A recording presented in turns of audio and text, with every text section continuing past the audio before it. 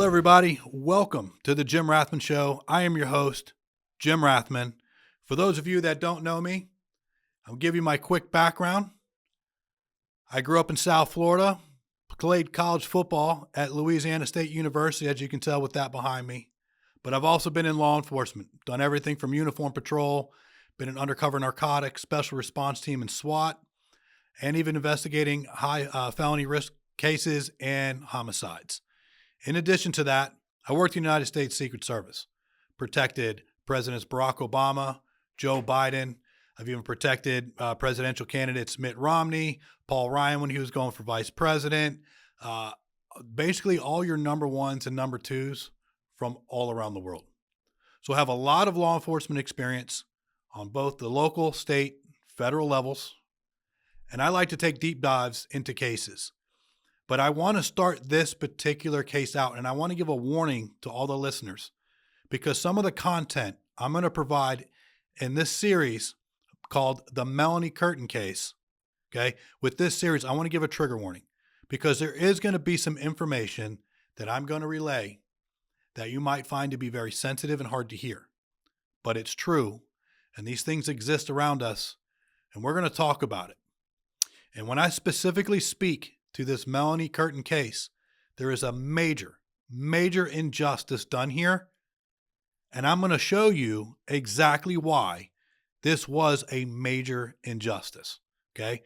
Melanie Curtin was tried and convicted, sentenced to life in prison without the chance of parole.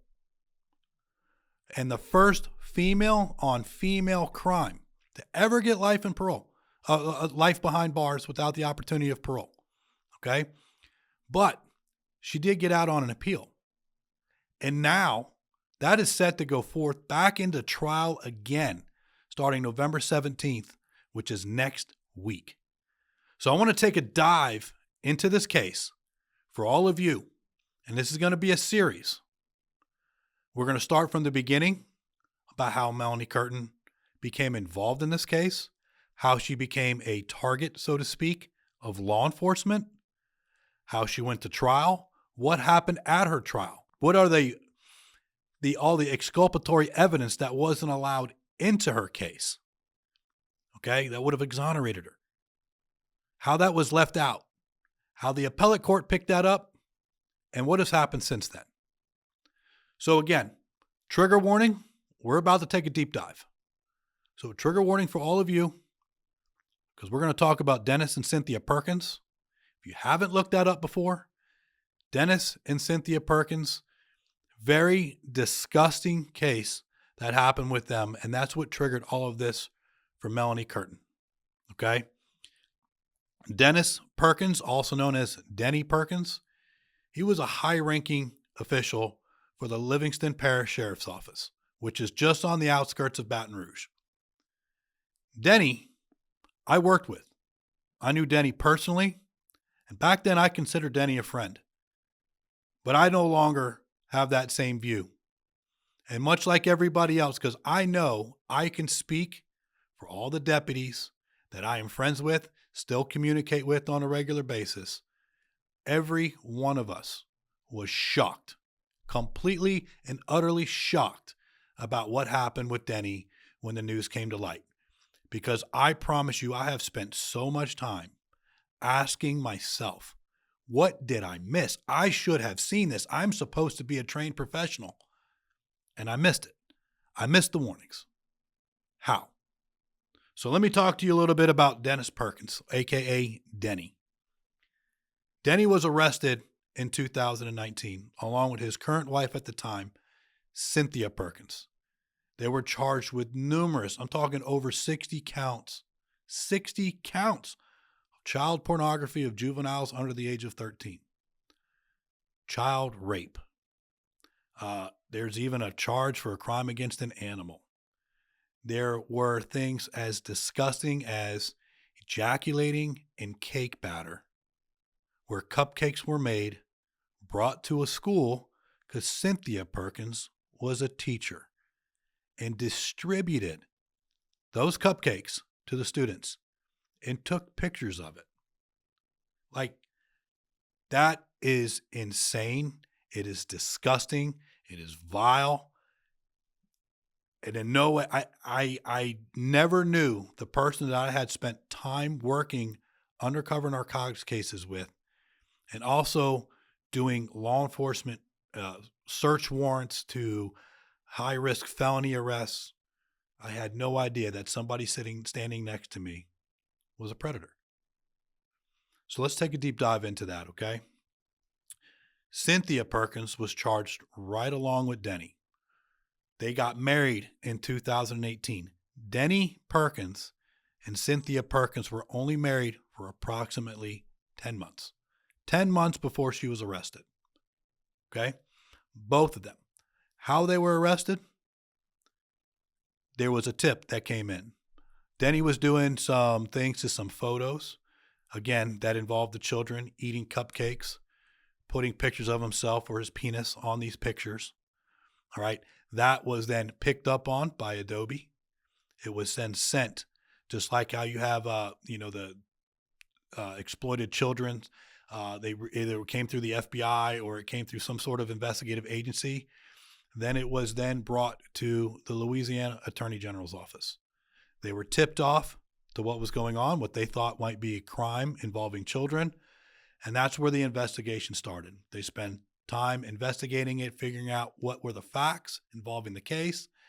And they moved in and they arrested Denny and Cynthia Perkins on the same day. Now, granted, they were at two different locations at the time. Denny was gone fishing, and all the law enforcement went out there and they arrested him while he was out fishing. And the first thing he did as a guilty person was take that cell phone he had in his hand, which had a ton of incriminating evidence on it, and he threw that phone into the river. He was then arrested, wouldn't talk, brought in and booked. At the same time he was being arrested, Cynthia Perkins was also being arrested at her location. So when she was arrested, they then executed a search warrant on the house. Now, what they found inside that house blew everybody's mind. There were thousands of videos, hundreds of thousands of photos.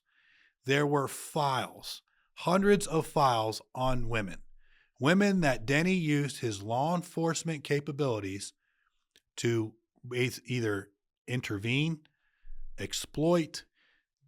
The list goes on and on of what he was able to do, but he used his law enforcement powers in order to make packets of information on these women. That came to light. There was enough camera equipment wired throughout his entire house. There was a camera at every corner and every angle of that house. There was more than what you would find on a movie set. And that was described by those that were involved in the investigation. That to me is insane. Every single thing involved in his life at that point in and around his residence was recorded. So what does that mean? It means law enforcement has to log all of that information. Every bit of it has to now go into record, which then allows them to start going over the video footage, the photography, everything that he had been editing, search histories on the internet, the mass amounts of porn where clearly they must have come across tons and tons and tons of child pornography. This was discussing. This hit national news. This went out all over the wires, everywhere. At a point in this case, while they were going through everything, of course, Denny and Cynthia Perkins are interviewed by law enforcement. It's the Attorney General's office that is spearheading this entire investigation. It is then asked how long Denny and Cynthia Perkins knew each other. They claimed they only knew each other in 2018. That's what their statement was. They had gotten married. Again, they were only married for 10 months. And there's a point to this. Because as they went through all of these videos, as they went through all the photos, there was one particular video that they found dating all the way back to 2014. It was November of 2014. And when they came across this specific video, there was a female in that video that was Melanie Curtin. at the time, they believed that that person, Melanie Curtin, was actually Cynthia Perkins. And they're like, hey, we've got Denny and Cynthia Perkins in a lie. They claim they didn't know each other prior to 2018, but yet here we are in a video of 2014 with a woman that looks oddly like Cynthia Perkins. We got her. We got them in a lie. But that wasn't the case. Back in 2014, Denny Perkins was married to somebody else, wife number 2. I'm going to refer to this person as the victim. And I need to refer to this person as the victim because they have never been charged in anything yet. And I'm oddly suspicious as to why. But they went, recovered all these videos from 2014, even before then. They bring in the victim for questioning. Because on this said video that they have, there is in 2014, the victim, okay, was laying on a bed, relatively unconscious, had a blanket covering the shoulders and above. So you can't see the face, you can't see above the shoulders. There was a threesome that took place. Melanie Curtin was the third person involved in that. It was also Denny Perkins. He was recording it from his phone. Okay.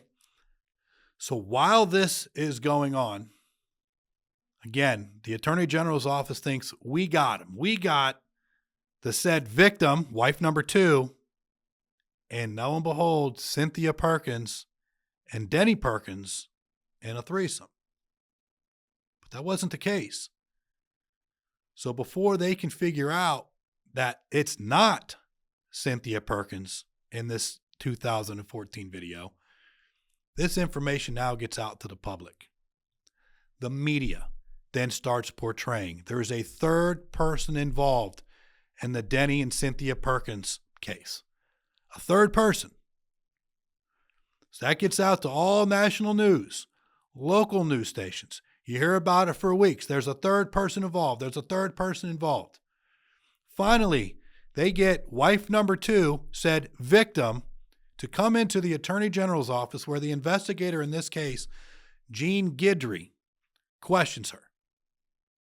And when he starts questioning the victim, they go ahead and show the video of this encounter to the victim. And the victim says, oh, wow, Melanie doesn't look right. Okay? Remember that. She specifically said, Melanie doesn't look right. So not only right then and there do they now know that this person in this November 2014 video is no longer Melanie. It's no longer Cynthia Perkins. It's Melanie Curtin. Okay? And she makes the comment, Melanie doesn't look right.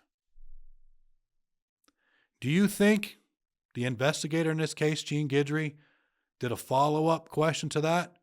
What do you mean they don't look right? What do you mean by that comment?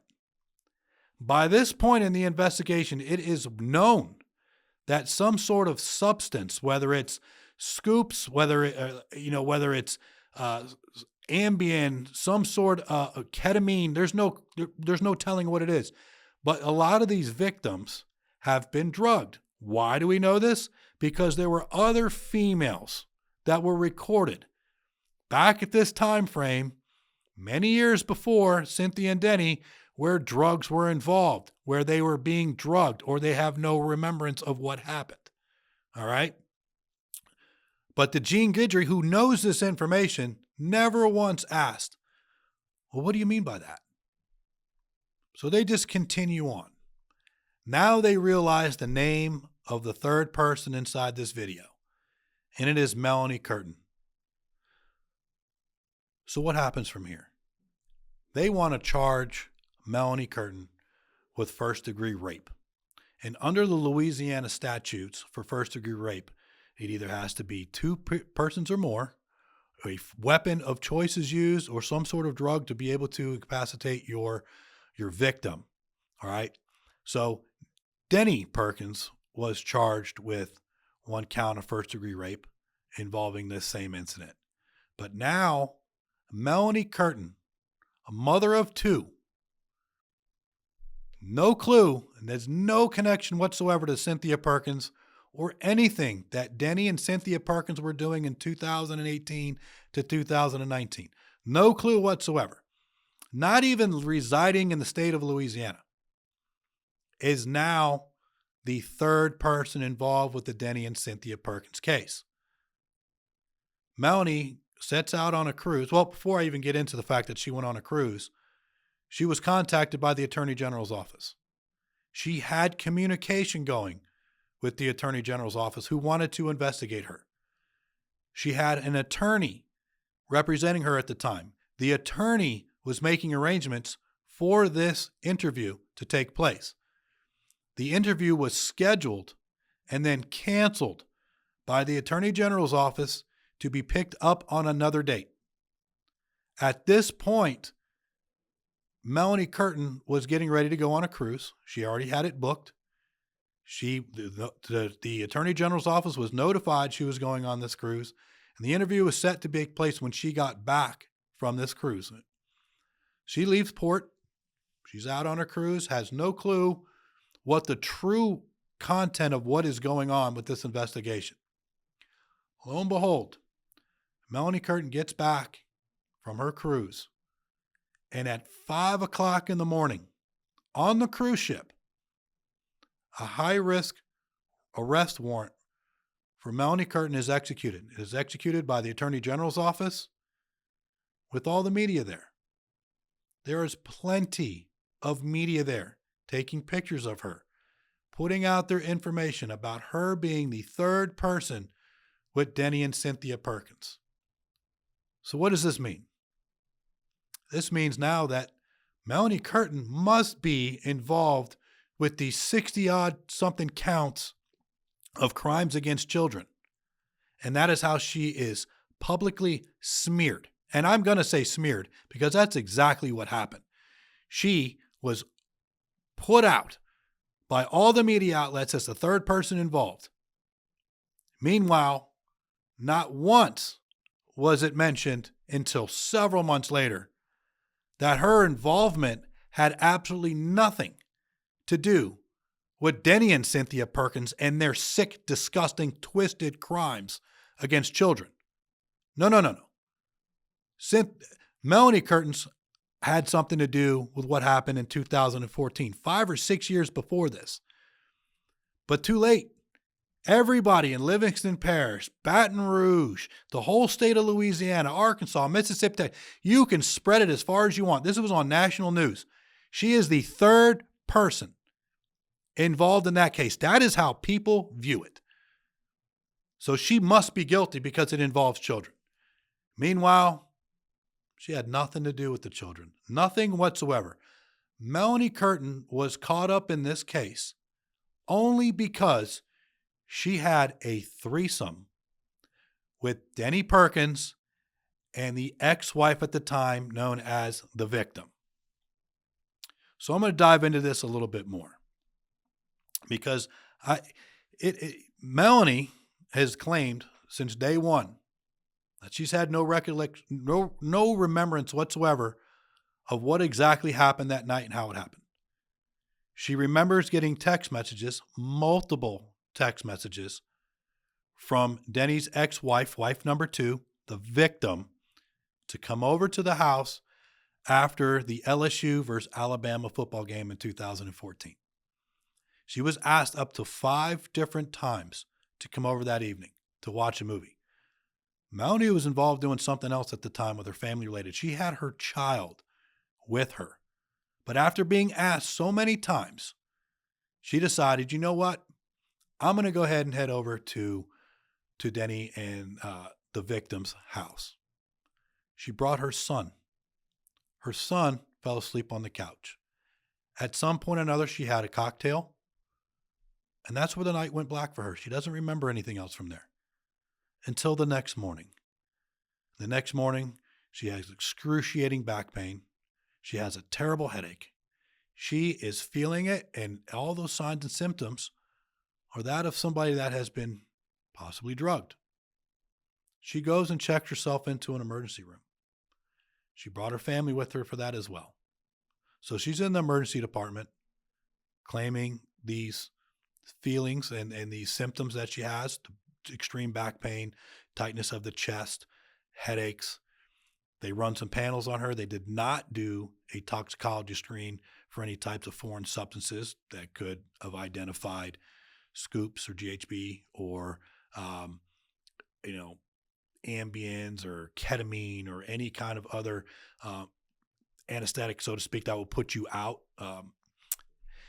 So what ends up happening from there? Melanie spent several hours in the hospital. She got out of the hospital, went home. Eventually, her symptoms go away, and she continues to go on with her life. Why is this important?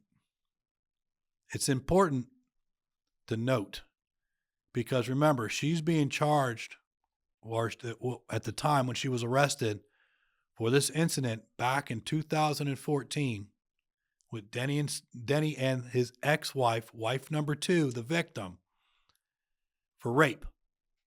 First-degree rape. As I told you, takes 2 or more people, some sort of drug being used or some sort of weapon against your victim. She's being charged for this, but yet she has no recollection of it.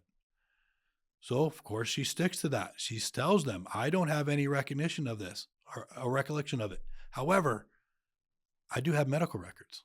So here it is now that she's arrested. It's the beginning of 2020. She provides the Attorney General's office with, lo and behold, her emergency room visit.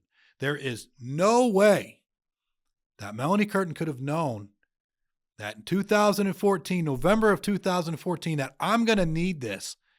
And 5 to 6 years from now, when Denny and his new wife at the time have all these charges involving kids, there's no way she could have known that that emergency room visit was going to be useful several years later.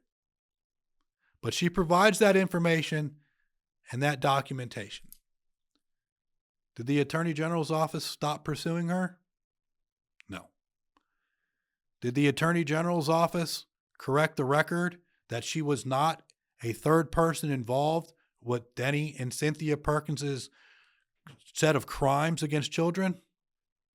No, not at all. They proceeded forward. So she's arrested. She's arraigned. She has her attorney. She's got to get ready for trial. They're providing as much information they can, but yet, for some reason, things just seem to be going poorly for Melanie. By that, I mean the week prior to her trial, the said victim, wife number 2, comes forward with a cell phone that she found while doing spring cleaning.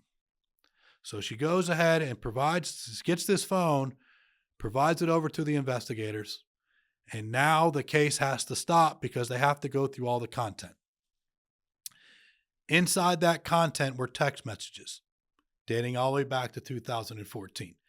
In my opinion, this is the way the victim was trying to let it be known that, hey, I'm not comfortable with this dialogue that's going on here. But yet, everything still proceeded forward. In those text messages, exchanged back and forth, not only do you get all the text messages leading up to Melanie being able to come over to their residence that evening of the LSU-Alabama game in November of 2014, but even the morning after, where Melanie is texting that she doesn't feel good, she's in the hospital. What happened? What took place? She doesn't remember. It is there in text in 2014. And then you have the victim, ex-wife number 2, sitting in there.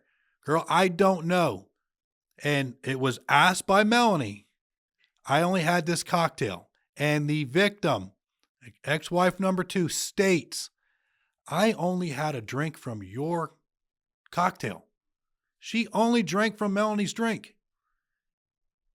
So what does that tell you? Was something involved? Was something put into Melanie's drink? More than likely, yes, especially given the signs and symptoms that she had the very next day. So does one can believe that either this was orchestrated as a couple between Denny and his wife at the time, which I believe is what happened, and Melanie went over there and they ended up, because of her child being there, was then given some sort of substance that rendered her relatively unconscious. You can still function even if you are unconscious, or, your brain may not be working, but your body still is. It could be one of those types of things, right? So what do you think happens from there? They don't stop pursuing her. They continue to want to push this forward to trial. So there's a lot of information here we haven't completely got into yet of stuff that has been uncovered. Let's talk about victim number 2, the victim here, ex-wife number 2, however you want to phrase it, okay? The Attorney General's office is portraying her as this innocent. She would never engage in any type of behavior such as this. That's what she said on the record. That's what she has said to the investigators. She would not participate in this. She's not a swinger. She's not in an open relationship. She doesn't understand how people could do that. Meanwhile, this is a type of there is photos, there are videos, there is documentation pertaining to involvement. And I'm going to get into that. All right. But there's a lot of information here we haven't even gotten to. So let's continue on with this. You have Melanie, who's now set to face trial. Before her trial, Denny Perkins pleads guilty. Okay, he pleads guilty to serving 100 years for his involvement with Cynthia Perkins. Cynthia Perkins also pleads guilty. She pleaded guilty to 40 years in prison. One of the charges that was dropped from Denny Perkins was the first-degree rape that involved, that was in cahoots with Melanie Curtin on this same said victim. Okay, ex-wife number 2. Denny is no longer charged with it. It wasn't part of his plea.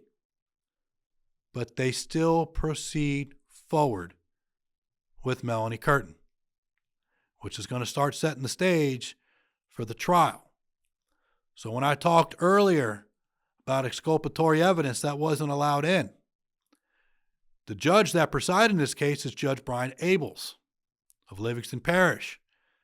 Now, Judge Abels obviously must have been a very good attorney to be appointed to the bench. But in 2021, he was newly appointed to the bench. Or maybe it was 2020, 2021, was newly appointed to the bench. This was one of the first major cases that Judge Abels had to preside over. So now it comes down time to parts of the evidence. Was Melanie's exculpatory evidence allowed in? Parts of it. Some of those text messages that we talked about, emergency room documents, but the majority was not allowed in. Denny Perkins' internet search history. His search history involved, he had a fetish for either women covering their face, being unconscious while sleeping with them. It was a fantasy. It was a role play. Tons and tons of internet search history. Not allowed in. So a lot of this exculpatory evidence that Melanie had that could be used wasn't allowed in her trial. She goes into her case. They don't allow in the search history. They don't allow in all the other photos, videos. Instead, they make a complete smear campaign against Melanie. And by that, I do mean smear, because that's exactly what they did. They decided that, oh, well, the internet search history isn't relevant to the case. Yet the victim, ex-wife number 2, in this 17-minute video, that's what she's convicted on, is a 17-minute long video. And I will explain that video to you because I have talked to the juror, one of the juror members, and we're going to get into detail about that, okay? But it's a 17-minute long video. And in this video, you have, as I had stated earlier, ex-wife or wife number 2, known as the victim, was laying bare on a bed with a blanket covering the shoulders and above. You have Melanie, who was wearing a sweatshirt and nothing else, and Denny Perkins, who was also wearing his t-shirt at the time. I bring that up because it's odd. However, again, internet search history shows that he had a fetish for this kind of lifestyle. But none of that was allowed into the case. He also was not allowed into they chose, instead of being able to show that or all the video, even with Cynthia Perkins, there was a ton of photos and videos where even Cynthia was playing unconscious or role playing and doing these types of fantasies and these fetishes for Denny Perkins. Also, and I want to ask this question, I am so curious about this, but a part of their entire investigation into said victim, wife number 2, they never charged her with any crimes. And this is why I asked this. I want to know why. Because when they went through all these videos and they went through all the photos, there were videos and photos of this victim's own child that was recorded by none other than Denny Perkins. Her taking showers, her friends taking showers. He had a watch with a camera on it that was inside the bathroom. And every time her daughter would take a shower, he would have to go out to his vehicle and come back in. She knew about it. She knew about it for quite some time. And the day that she actually went and confronted Denny Perkins about this, he smashed that watch and broke it and then went off on her about it. But she knew it. There are also other things through her own words where Denny Perkins would, for instance, where this victim would have her daughter have a friend spend the night at the residence. And Denny would get up in the middle of the night and walk over there. She would go into there a few minutes later, and lo and behold, there was semen on the sheets right next to the teenagers where they were sleeping. She knew this. There were numerous cases and documented evidence, but yet she was never charged. She has a right and an obligation to protect her child from somebody she knows right now is going out and doing these types of crimes, doing these types of things. You have Lieutenant Todd Webb with Baton Rouge Police Department who came forward, who stated that he was dating the mother of one of the friends, and he's made this publicly known. He believed Denny was grooming the daughter of the woman he was dating. The complaint was made to the sheriff's office. This was back before he was ever even arrested. This is going all the way back to 2013. And a lot of people question, well, why didn't the sheriff's office do anything about it? They did. They did. I will tell you right now on the record, they will investigate all crimes. I know Sheriff Jason Ard. I know those with Livingston Parish Sheriff's Office. I know the deputies there. Nobody would put up with somebody doing something against children.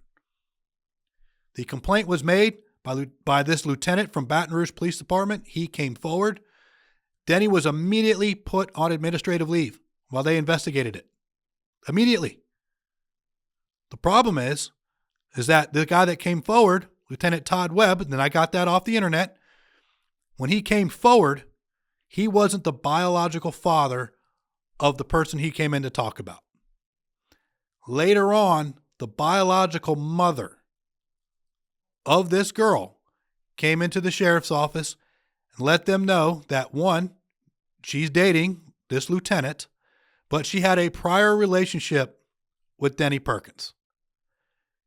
She was trying, whatever the case was, she did not want to go forward with charges.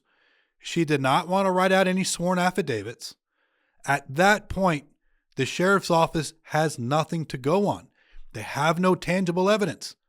But they absolutely took the actions that were necessary at the time. It may not look that way to everybody else, but I still communicate with deputies within the sheriff's office. And that is what happened. They went ahead, they did everything they possibly could, but when the biological mother did not want to file any kind of charges, had no types of evidence, only what the daughter had made comments of, and they were not willing to fill out a sworn affidavit, that kind of ties the hands of the sheriff's office. But some of the complaints that were made about this girl was she felt very uncomfortable. When she would come over to their residence, Denny would do things like tickle, inappropriate touching, the little flirtatious comments. It was grooming. And essentially that's what he was doing, was grooming. All of this was known to the said victim. She knew of the recordings. She knew of the watch. She knew of the other recordings that he had done and where the other cameras were. She didn't stop it. She didn't prevent her daughter's friends from coming over. She didn't report the fact that he used semen, or observed the semen on the sheets, on the bed sheets where the kids are sleeping. They're middle-aged teenagers at this point, but still, she didn't turn any of that in. She has all the years worth of knowledge on this, yet never came forward to law enforcement. They have the evidence. They have the documentation. So it makes me wonder, why wasn't she charged with a crime? Any seasoned investigator most certainly would. So what was she promised? Was she promised leniency if she were to testify against Melanie, since it's out there now that she's the third person with the Denny and Melanie, or with the Denny and Cynthia Perkins case? Is that the reason why? There were no follow-ups on any of that. But yet they want to take this wife number 2, victim number 2, and make this person a complete, like Mary Poppins is bringing cookies to your house. That's how they portrayed her. Ladies and gentlemen, I'm going to stop it right there. I'm going to put a note in it. And when you come back for part 2, I want you to experience this with me when I talk in details about the trial that convicted Melanie Curtin and all the information I want to share about victim number 2.